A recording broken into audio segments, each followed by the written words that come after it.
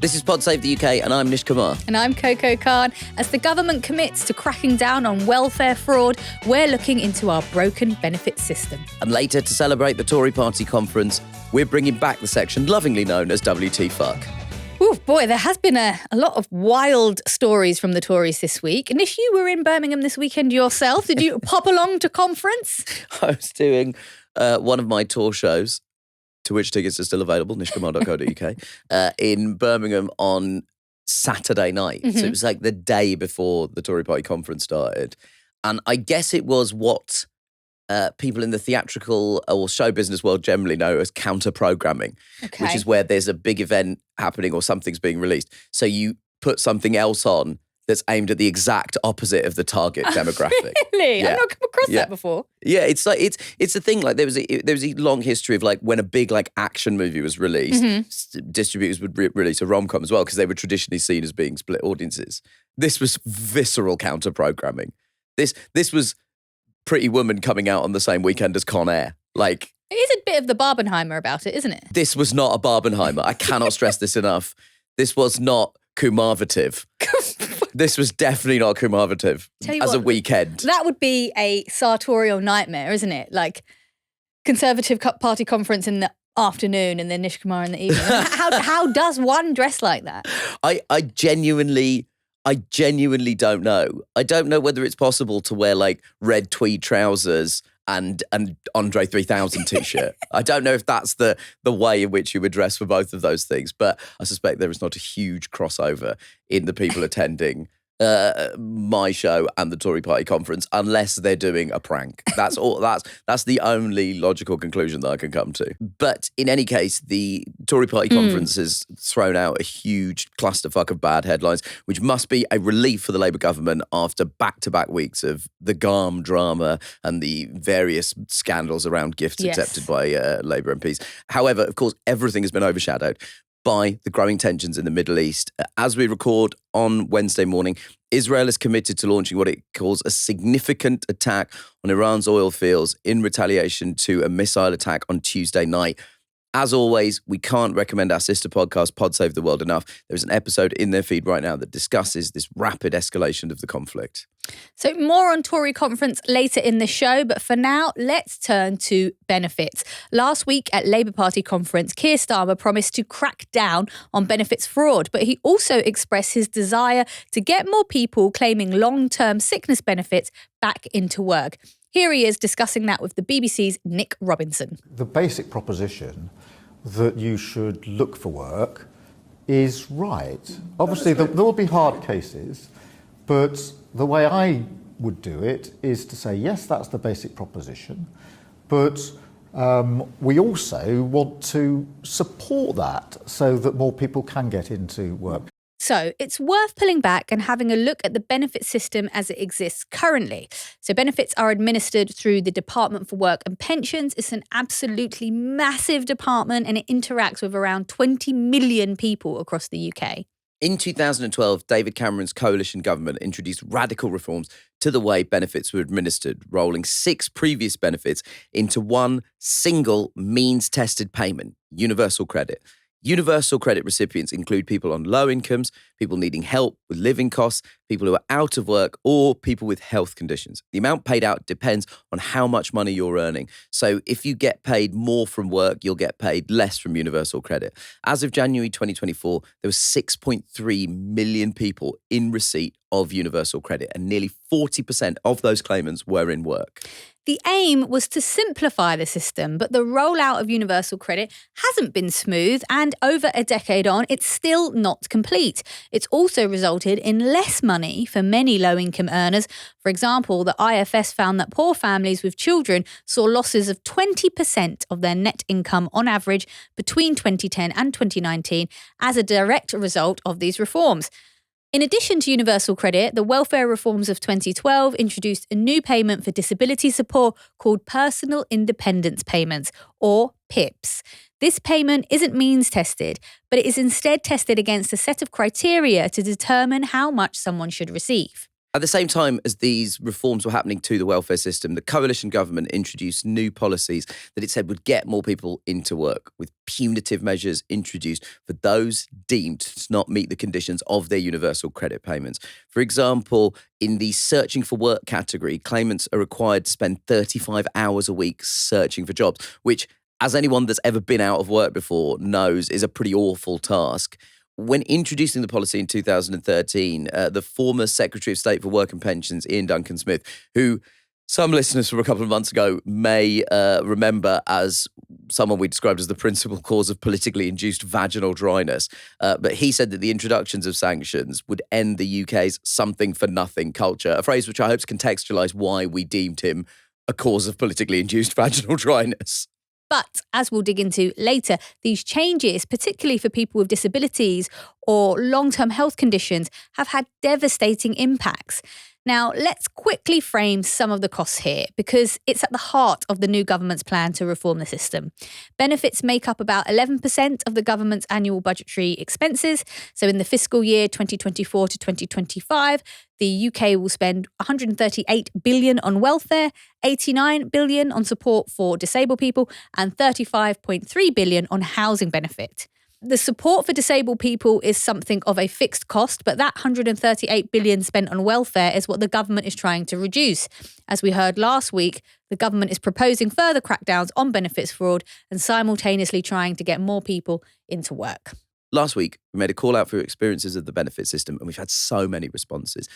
What's probably not surprising to anyone listening, however, is that none of them were positive stories. So first, we'd just like to say a huge thank you to everyone who wrote in, and we're very sorry about the difficulties you've been going through. While we can't address everyone's experiences directly, we've tried to work as many of your contributions into the episode as we can while keeping you anonymous. We'd also like to remind you, if you feel your voices aren't being heard by the system, you can contact your MP directly to make your case. And we've put links in the show notes for how to do that. So, joining us now to discuss how the government can start to fix the benefit system is Caroline Selman, Senior Research Fellow at the Public Law Project, and John Pring, the founder and editor of Disability News Service and the author of The Department, How Violent Government Bureaucracy Killed Hundreds and Hid the Evidence. Thank you so much, Caroline and John, for joining us today. Thanks for having us. Well, thank you for being here. So I just want to kick off with trying to say something positive about benefits. I feel like the conversation we have around it is constantly in the negative. It's always these horrible sweeping statements about people not working hard enough and taking other people's tax money. But I think that obscures the crucial job that benefits do, and for such a large amount of people. You know, I always use myself as an example. You know, I grew up with just my mum, single parent, migrant, didn't have a lot of money. She worked all the hours, but she needed help from the state. And it helped keep us afloat. It was never lots. We still felt poor. We still had to sacrifice. It was still stressful. But I don't think I'd be sitting here in front of you now having the privilege of interviewing you had we not had that little bit of help. So I guess my very first question is, let's think about the benefits of the system. So John, let's start with you. How important are these benefits to people with disabilities whom you tend to represent? Oh, vital. I mean, they're a safety net. There's income-related benefits and there's disability-related benefits, and they're both absolutely crucial to disabled people, and they would not be able to survive without them. And as the research has shown, sometimes, when they are taken away, they do not survive. Caroline, you're fighting for justice for people who had their benefits reduced or taken away. What does that look like for them when those benefits are reduced? Yeah, so like you say, we are currently working with Central England Law Centre round about supporting people in relation to sanctions. So that's when people have money taken away if they haven't, for example, attended a work-focused interview with the DWP. And although they tend to be things that are put in place for not particularly serious things like being a bit late to an interview, the consequences for people are really very serious. So you're looking at sort of about 100% of somebody's standard allowance if you're a single person, sometimes for really quite a long amount of time.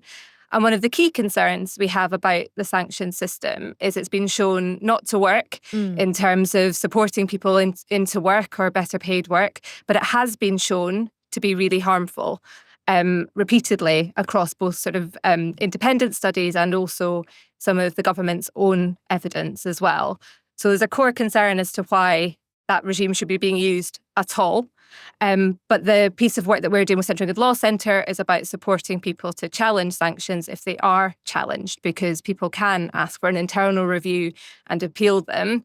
And what we find is that if people do challenge them, they're very often successful.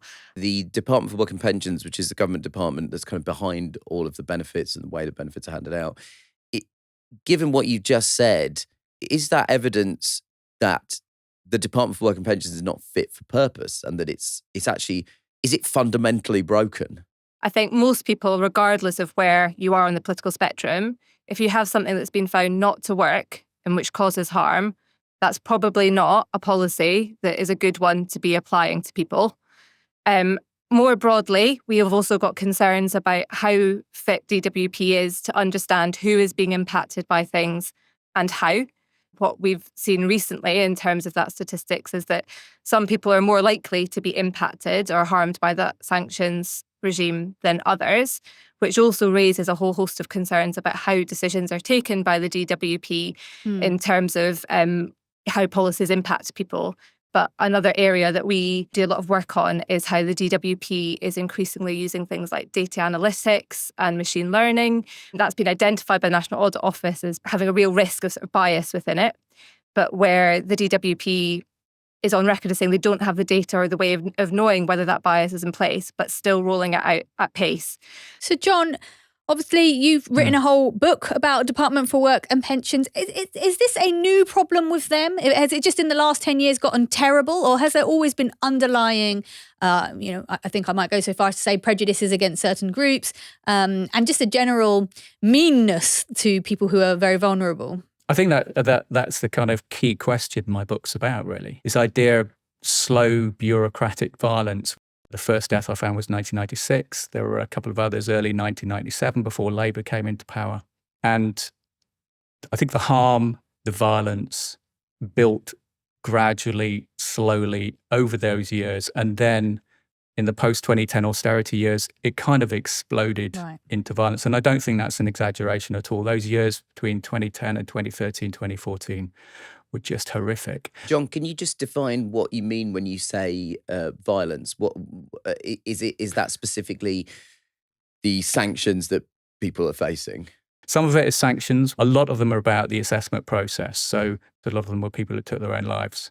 Or one or two who literally starved to death, who had their benefits removed. Errol Graham, for instance, from Nottingham, he missed his assessment. He had severe mental distress and he locked himself in his flat. He missed a work capability assessment. They cut off his benefits. They cut off his gas. And I mean, it's so distressing to think about it. But over the course of about 9-12 months, he literally starved to death. That's the violence we're talking about. Yeah. One thing I wanted to ask you, because you mentioned the austerity years, and I may have this wrong, but I understand that for a while, and perhaps it still continues today, that these assessments were done by for-profit third-party contractors. Is that still the case?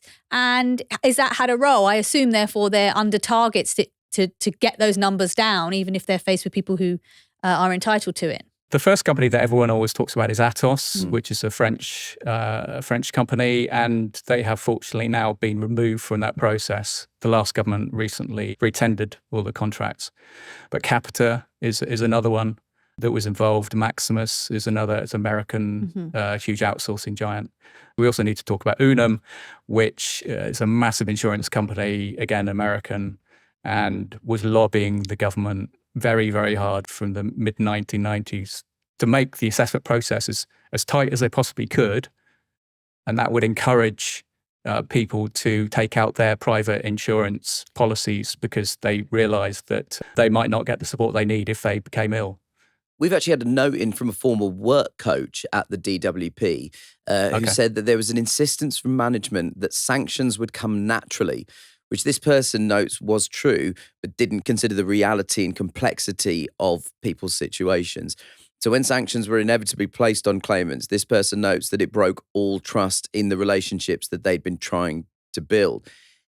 Caroline, from the sort of legal side and the people that you've been dealing with in terms of pushing back on this kind of stuff, is that something that rings true with your experience, this idea that the system was designed not to actually make an assessment, but designed to essentially facilitate sanctions to be placed on people. The thing that rang really true was that bit about the impact on trust as a result of sanctions.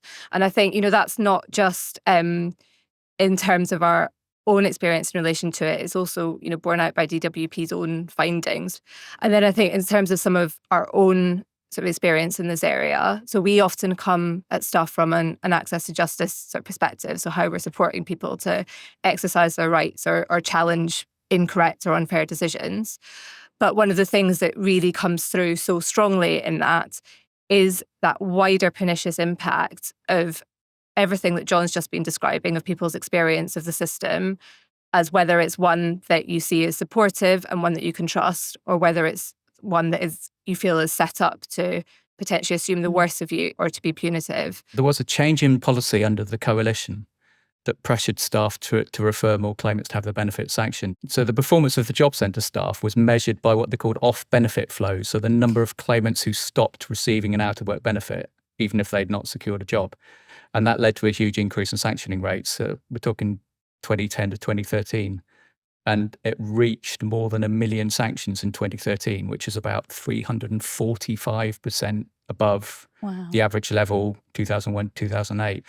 And this kind of top-down pressure on staff acted as what they called a moral anaesthetic, which they say it made invisible the needs and interests of the claimants they were sanctioning. So look, some of the situations here can be incredibly unique, and there is a real problem with a one-size-fits-all sort of policy with a lot of these assessments. So we've actually had something come in from a listener who told us about unexpectedly needing to become a carer for 2 children whilst undertaking a PhD. Now, PhD stipends are a non-taxable income. So the standard way for the DWP to deal with the non-taxable income is to deduct it from universal credit payments, leading to no additional support for this person, despite them suddenly now needing to support 2 children.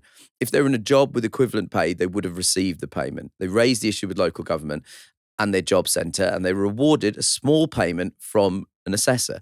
18 months later, they were told by the DWP that they owed thousands of pounds.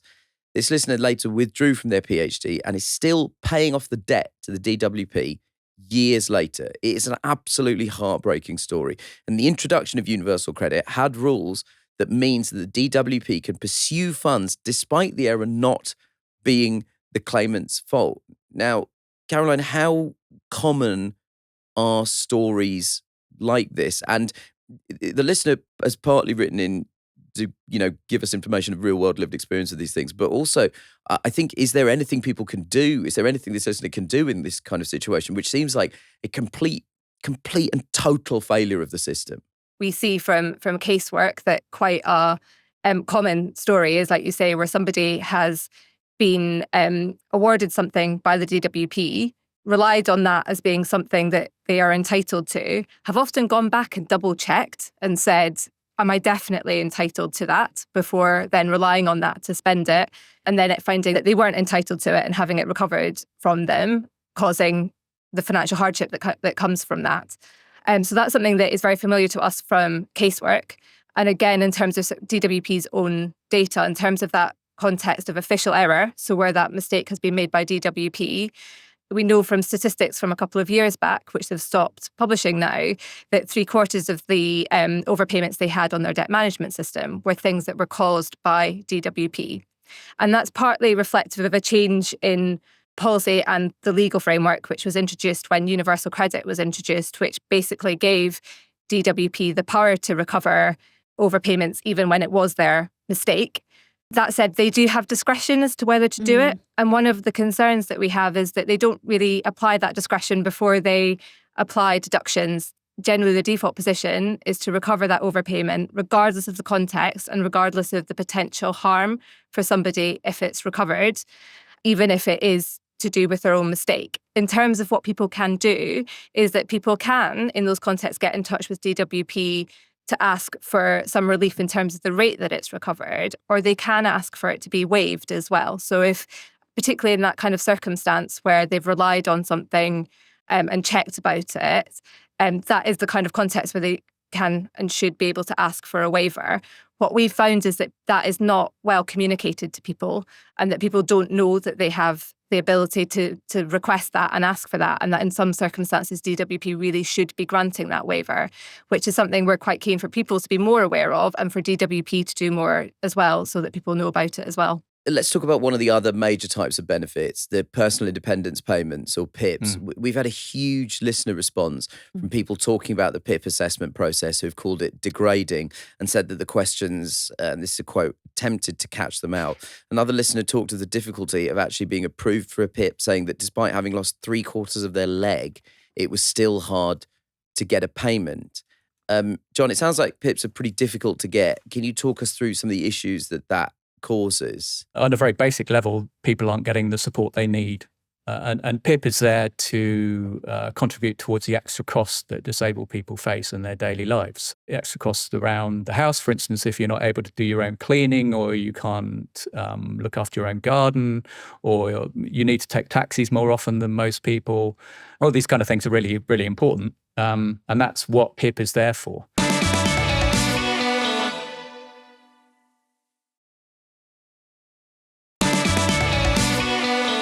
I just want to go back to an earlier point. Sorry, Caroline. You were talking about the use of AI creating biases. Can you tell me a little bit more about that, and also which groups specifically are being impacted? Yeah, so what we know, and DWP has been very public about the fact that it's putting about £70 million into developing what it refers to as data analytics and machine learning, in particular in order to try and predict or identify whether cases should be investigated for fraud.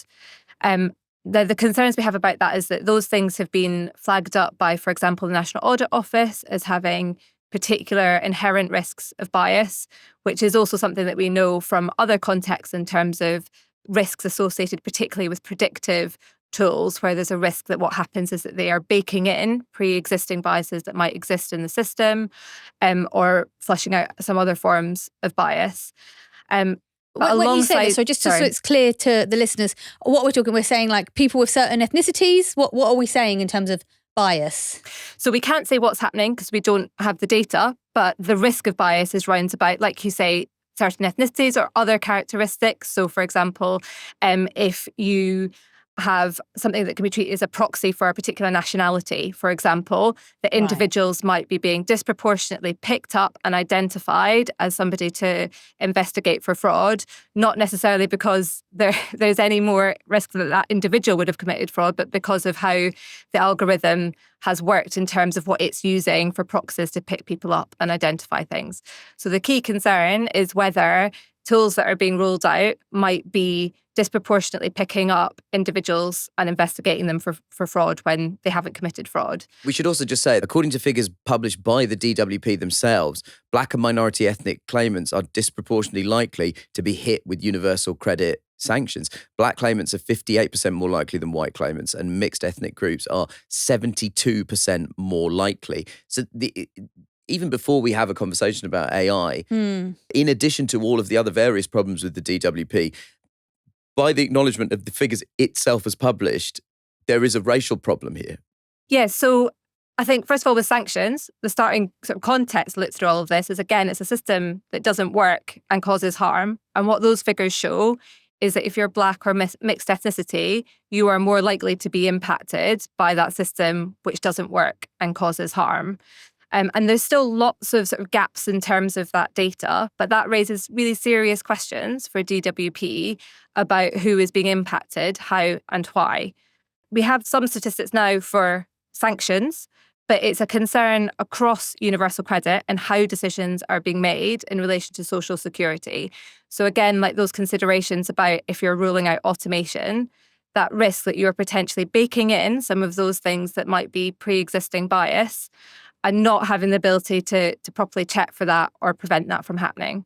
John, we in the last couple of years, we've seen these large-scale public inquiries about ordinary people who've been mistreated by different elements of the government department, or there's been a failure of state in some way. I'm thinking of the COVID inquiry, the Grenfell inquiry, the infected blood scandal, the post office scandal. Yeah. Do you believe the DWP and the events that specifically have happened as a consequence of that department's actions in the last 15 years is a scandal on par with that? And is it something that we should be actively pushing for, a full public inquiry in the way that those have been conducted? Yeah, absolutely, without doubt. Because otherwise we're going to be doomed to repeat what has happened over the last 30 years. And there are two big waves of DWP reforms coming up. There's going to be an employment white paper coming up in the autumn, and then there's going to be a disability benefits paper coming up in the spring. For one thing, the MPs don't know the past history. So if the MPs voting on these measures don't know the past history, then how can they judge whether these measures are going to be helpful or not? And that's why we've been trying to, and some brilliant activists did a crowdfunder to get a copy of my book to every MP in the House of Commons. Hopefully some of them will read it. So both of you have, very close insights into the inner workings of DWP. What are some improvements that can be made now? Things that are like low-hanging fruit to make this more compassionate as a system? Yeah, so I think we've talked already about the real need to properly reform the sort of sanctions and conditionality regime. But there is a fundamental point about some of these things needing quite a big culture shift and fundamental change. And that could include looking at, for example, in Scotland, they're trying to take a more rights-based approach, inclusive of kind of radical things like listening to people and making sure that the evidence is at the heart of things as well. But alongside that, there are things that could make things a little bit incrementally better now. We would support there being much more transparency about things around about evidence. So some of what John has been talking to, I think what it demonstrates is the sheer amount of effort that he and others have had to put into and how difficult it is for individuals on the outside to be able to evidence and demonstrate that systems aren't working. And it is quite difficult and intensive to do that from the outside.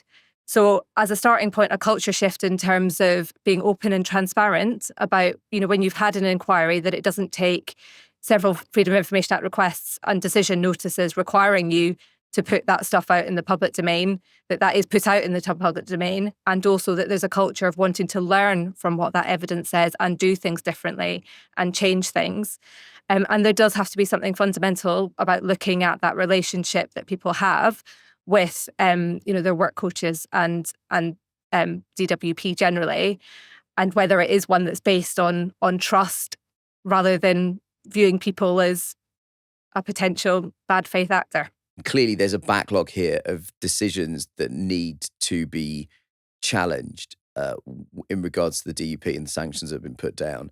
Caroline, how can people be better supported to do this? Is there any information that you can direct people towards if they want to take up their cases with the DWP? People can and should challenge things through internal reviews. So that's mandatory reconsideration, which you can do on your journal if you've been sanctioned and you think that you shouldn't have been.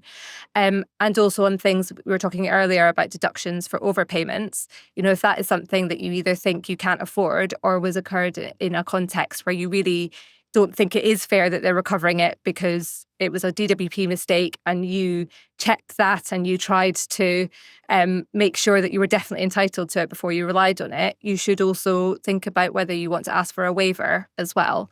And what we know is that when people do ask for these things, they can be successful in either successfully challenging something or getting things waived. But that only happens if you do know to and then are able to ask for those things.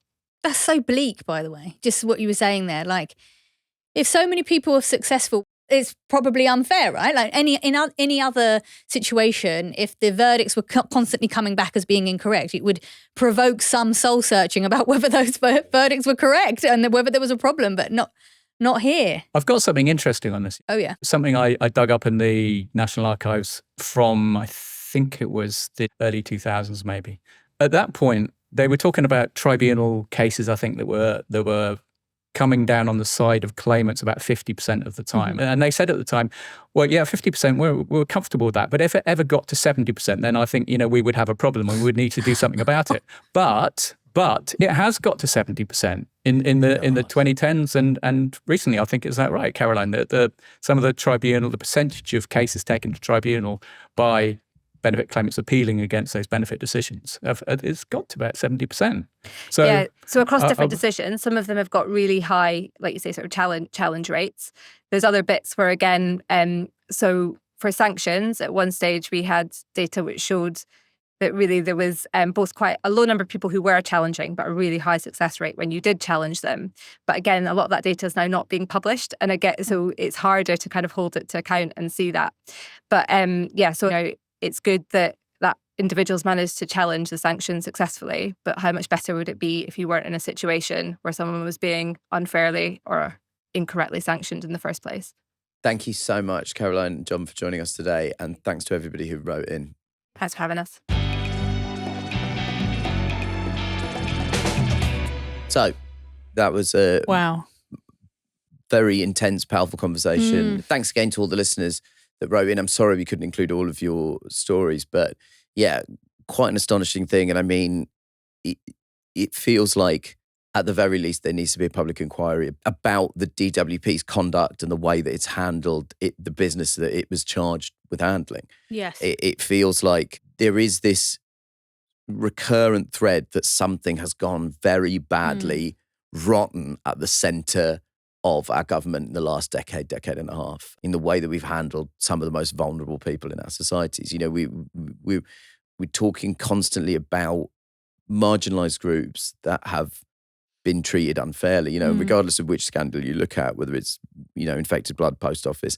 These are often, you know, either minority groups or working class people that lack a kind of voice in the national conversation. Yeah, for sure. I mean, certainly, there were so many points in our conversation there that like took my breath away, made me feel upset, angry, just shocked, you know. And I think one of the things I was really struck by was the scale of the problem. Yeah. So, you know, Keir Starmer talked about benefit fraud, that's a small percent. Yeah. But actually, probably the biggest percent is everyone being let down by the system. Yeah. Do you know what I mean? And, you know, there's no means of getting justice on that aside from going to a tribunal, and so many people they're just far too ill or simply don't have the resources, whether it be money or time, to do that.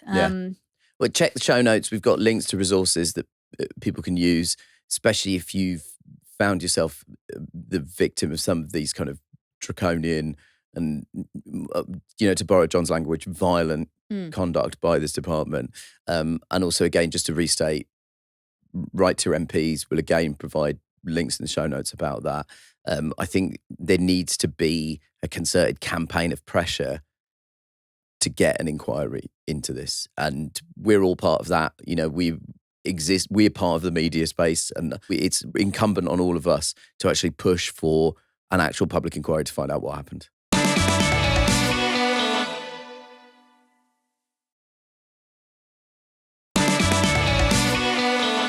Hey, guess what, Nish? Guess what time it is? Guess what? What time is it?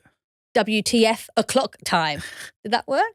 I don't know. I think we have to call it WT fuck. Otherwise, it looks like we're paying tribute to Mark Maron every time we do the session, which I'm very happy to do. I'm a huge fan. Okay, so what should we say then? WT fuck. Okay. Just swear. No, I don't want it. Why? Peer pressure. I'm not trying to get you to smoke. Just one puff. Just one puff. You might like it. Just you one might fuck. like it. Just one fuck, Coco. Anyway, WT fuck, there you go, Cool. Are you happy, is back again. Yeah, that's right. And they've been coming in thick and fast this week because it's Tory party conference. What a great reminder to this country of why we voted them out of office. Like, if the Tory party was trying to have any sense of regret set in at the election result, and Lord knows there's been plenty of legitimate things to criticise Keir Starmer's Labour Party for, any regrets would have been wiped away from 5 minutes of watching some of the stuff that's happening. Kemi Badenoch appears to have been the sort of headline act in this Glastonbury festival of weird shit by claiming that maternity pay has gone too far and describing statutory maternity pay as excessive in an interview with Times Radio's Kate McCann. We need to have more personal responsibility. There was a time when there wasn't any maternity pay and people were having more babies. We need to make sure. Well, that's because women often had to not work. They had to stay at home. So is that the solution?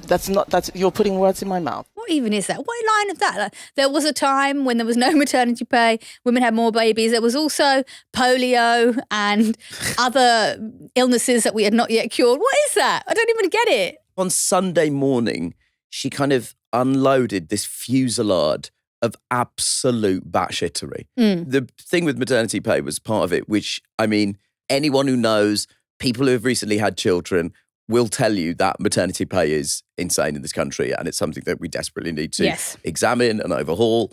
It's a phenomenally strange thing to have said. It makes no sense to me.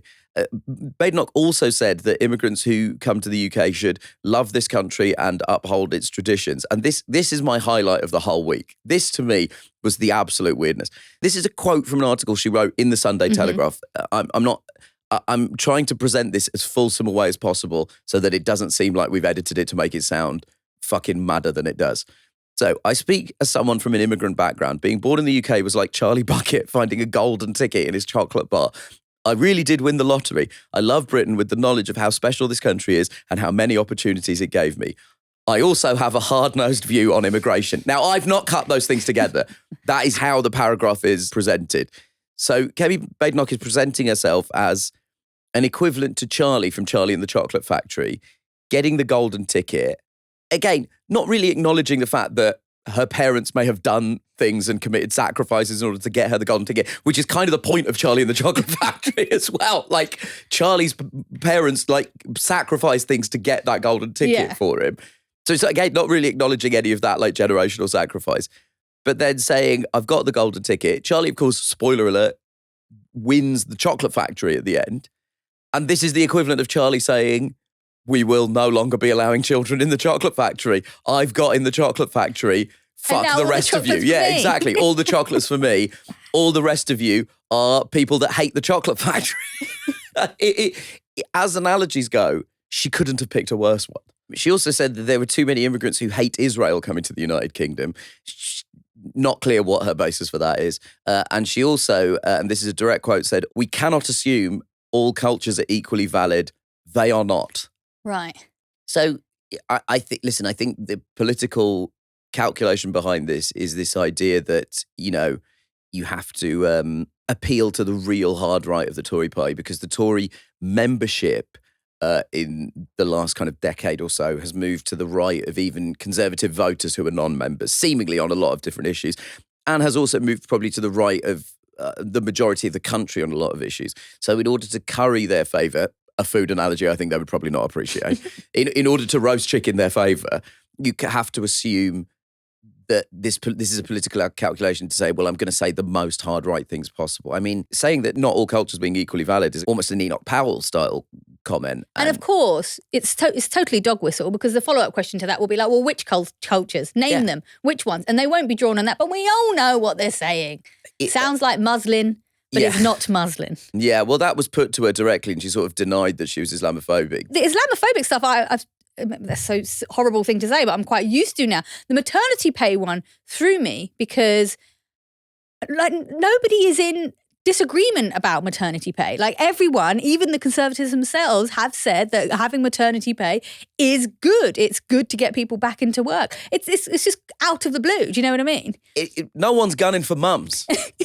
Mums are like the only group of people are not like actively gunning for. Well, so, I mean, I've been trying to figure out what her statements mean. And I think what she's trying to say is that if companies want to offer maternity pay, that's fine. But the idea that the state mandates it is basically communism. I think that's what she's trying to say, although she's not actually being clear about it. She's done a lot of backtracking today. I totally agree with you. But I also think the danger sometimes is reading too much into what these comments mean and actually just take them at face value. She's basically opened up ChatGPT and put right-wing whack job shit and just generate it. I do just want to take a brief moment to mention that she's been doubling down on her claims that she's working class, or has certainly been working class. I think she wouldn't say that now.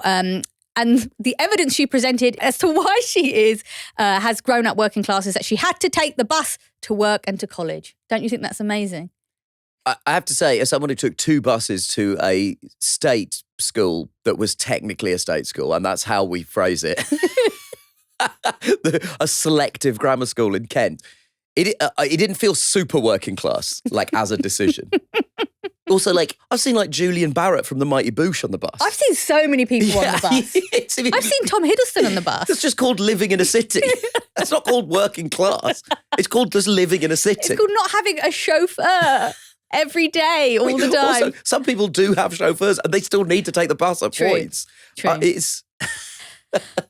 In an interview with Trevor Phillips for Sky News, Tory leadership hopeful Robert Jenrick, who has criticised Labour for the Garm drama, we should say, has denied any wrongdoing or hypocrisy in accepting a £75,000 donation from a company with no employees. Somebody's wanged you 75 grand and you don't really know who they are. Well, we do know who they are. Who? Who are they? It's a company that does sports fitness technology in the UK, and it's a perfectly valid and legal donation. We've registered it in the correct way, and I'm not aware that there's any challenge to that. You know what this reminds me of? Mm-hmm. I think this is a good thing to remind everyone that, like, Labour can't even do sleaze well.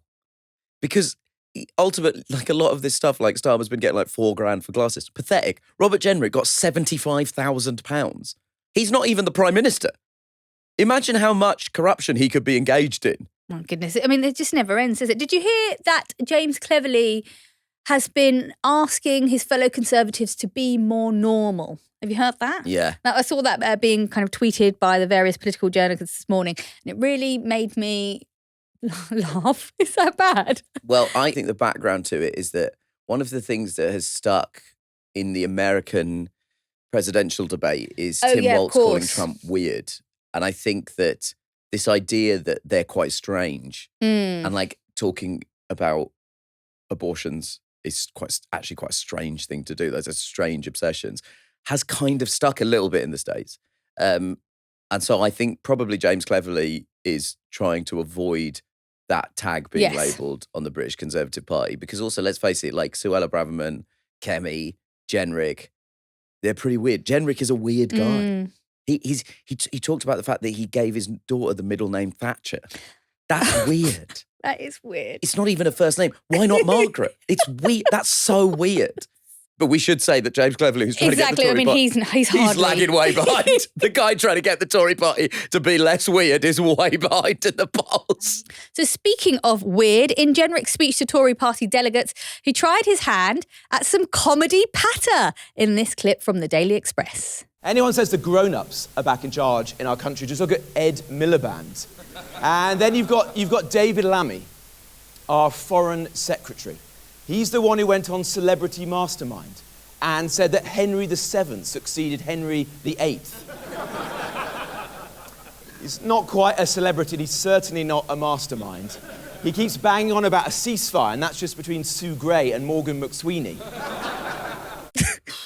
How would you rate it, Nish, as a professional comedian? Son, you're not charismatic. That is not, like, that was hard to watch. That was really hard to watch. I don't want to give too much away about the specifics of my week, but I dislocated my toe and a medical professional had to, admittedly, under anaesthetic, pull the broken toe out and reset it in its correct place. And I would rather have that happen again than see that clip. Do you think that he's got any room for improvement? Like, what tips could you give him? Quit. Leave public life. Okay. Leave public life, please. In order for me to watch that clip again, I would need the amount of lidocaine that was injected into my foot to be injected into my brain for me to find it acceptable to watch that again. It was horrible. I want to know who was laughing and were they paid? If they weren't paid, they have absolutely been ripped off. So let's move on to another hopeful, Tom Tugendhat. He's tried to buy some votes with some Tugend-branded goodies, Tugend tarts, Tugend tote bags, Tugend tattoos, and even Tugend tan, a bottle of fake tan with the tagline, "Your conference glow up." I don't even know where to start with this. So, also, Tom Tugendhat is supposed to be he's supposed to, notionally be presenting himself as the more moderate, again, to borrow Cleverly's phrase, more normal candidate. And he's selling Tom Tugendhat. So now on to some tough news for the government, but something that probably won't leave our listeners too upset. Rosie Duffield has quit Labour. Her resignation was certainly something to behold. Here's a choice paragraph. As Prime Minister, your managerial and technocratic approach and lack of basic politics and political instincts have come crashing down on us as a party after we worked so hard, promised so much, and waited a long 14 years to be mandated by the British public to return to power. A quick reminder for anyone who's managed to avoid Rosie Duffield. She's a proud member of the gender critical movement and frequently indulges in Twitter love-ins with J.K. Rowling. We can note, though, that she has spoken up against the removal of the winter fuel allowance and is an advocate for removing the 2-child benefit cap. She changed her X profile and header photo to a bird flying free of its cage, badly photoshopped with the colours of the suffragette movement, which have since been adopted by some anti-trans or gender-critical people. However, she's not actually leaving the party due to their stance on gender and trans rights, given that Keir Starmer has actually moved the party closer to her position over the last few years. But she told the BBC's Laura Kuenssberg that I and others put it on the agenda by basically being very loud about women's rights, and I'm glad it is now mainstream discussion, but that's not why I'm leaving the Labour Party. The Labour Party has left me. Were you surprised about this, Coco? I mean, I'll be honest, I did not realise that Rosie Duffield was still in the Labour Party. You thought she left a long time ago. I knew she was still in the party, but her reputation is eclipsed, I suppose you'd say, by these gender critical views. And so a part of me always wondered how feasible it would be to have those opinions in the current party. And how long the tensions that have been rising around that issue. I mean, it would come home to roost at some point. So there was a part of me that wasn't surprised if there was already bad blood and bad feeling. I mean, my only thought is just what will happen to her constituents. Like, what is she going to do? Is she going to be an independent? Is she going to? I doubt she'll join Corbyn's independent alliance. Yeah, that doesn't seem necessarily like the natural fit for her. And I don't suppose she'll go to Reform. I will say, and again, not to give too much away about the background to how we make these podcasts, but we do have our production meeting, and one of our team is 100% convinced she's going to Reform. How, though? I've no idea. I have no idea, but what I will say is that, and this is something I've observed from watching some colleagues go down a kind of rabbit hole of transgender rights, and the kind of transphobic movement can sometimes bleed into conservatism in other areas. Like I have seen some disquiet expressed online by constituents who are maybe a little bit annoyed that she ran under a Labour Party platform, didn't run as an independent, and then just a couple of months after the election has now resigned the whip after having run under a Labour Party banner and secured herself, potentially a 5-year salary as an MP, as a Labour MP. Like I have seen some of that disquiet expressed, and I can completely understand that frustration. So next week, Parliament's back in session. Are you excited? Well, finally, the games begin. Not like, I'm excited from the perspective of we actually need some stuff to be done. Yeah, of course. I mean, it's been so many years of stasis, and now it's we actually need some stuff to get done. And we need to get a look at what Rachel Reeves is putting in the autumn statement. And because we need to actually get a look at what Starmer's plan is for the country, because it does feel a bit like he won the election, and now what? I think. They haven't spent loads of time in Parliament. They haven't spent loads of time in Parliament. No, that's right. But I think he came to power with a lot of energy and said, we're going to be recalling Parliament, we're going to get legislation done, and we haven't really seen a huge amount of evidence of that. So now that Parliament is back in session, no excuses for the Labour Party. They're also going to be facing. In Rishi Sunak, I imagine somebody who's pretty toothless, because I'm sure he will start bringing up all the clothes and stuff. Cool, that's a name from the past, isn't it? Rishi Sunak. Yeah, when you said that, I was like, oh yeah, Rishi Sunak. I remember him. And that's it. So thank you for listening to Pod Save the UK, and we want to hear your thoughts. Please email us at psuk@reducelistening.co.uk. Don't forget to follow @PodSaveTheUK on Instagram, TikTok and Twitter. And if you want more of us, make sure you subscribe to our YouTube channel. Pod Save the UK is a reduced listening production for Crooked Media. Thanks to senior producer James Tyndale and assistant producer May Robson. Our theme music is by Vasilis Fotopoulos. Thanks to our engineer Ryan McBeath. The executive producers are Anushka Sharma, Dan Jackson and Madeline Herringer, with additional support from Ari Schwartz. And remember to hit subscribe for new shows on Thursdays on Amazon, Spotify or Apple, or wherever you get your podcasts.